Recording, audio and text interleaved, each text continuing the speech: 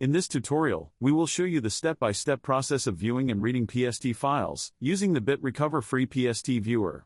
To install the BitRecover free PST Viewer, download it from the link in the video description. After installation, simply launch the software. To begin, click the Add File button. Select the PST file you want to view. Then, click the Open option below. A panel showing the entire structure of PST file will appear on the left. Click on any of the folders to preview its contents. Our tool has a section that shows if an email contains attachments. Select an email to view the message. This tool only displays relevant information in the message preview section. User also have the option to view attachments if there are any. And that's it for this video. Thank you for watching.